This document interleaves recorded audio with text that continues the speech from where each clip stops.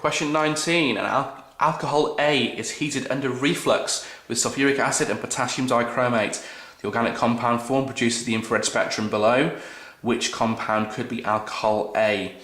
Alright, so this has got two aspects to this question. So first of all is deciphering and working out what bonds are present from the infrared spectrum. Okay, and then thinking about how alcohols react under specific conditions. There's more to this question than meets the eye when you first look at it. So let's take the reaction first of all. If alcohol A is heated under reflux with sulfuric acid and potassium dichromate, that means I'm oxidizing it.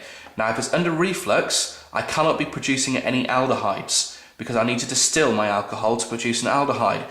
So alcohol A under reflux, if it's a primary alcohol, will produce a carboxylic acid. If it's a secondary alcohol, will produce a ketone. A tertiary alcohol we know will not oxidize.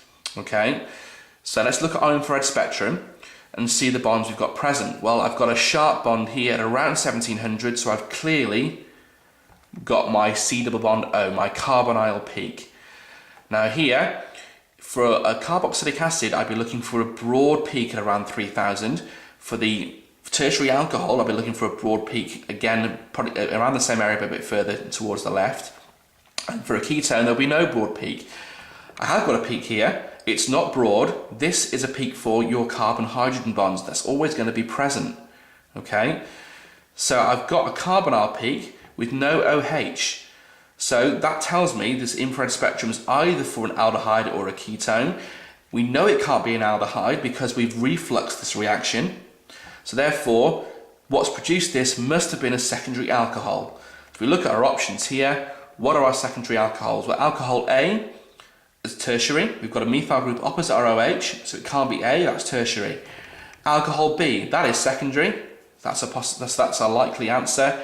Alcohol C is primary, so that would produce a carboxylic acid under reflux, which means we'd have a broad peak there. It can't be that. And alcohol D is also primary, so on the first carbon, that would also produce a carboxylic acid. So from this spectrum, because it's been refluxed, I've got to have formed either a ketone or carboxylic acid. There's no broad peak to tell me a carboxylic acid is present, therefore it's a ketone, therefore alcohol A must have been secondary. So the answer to question 19 is B.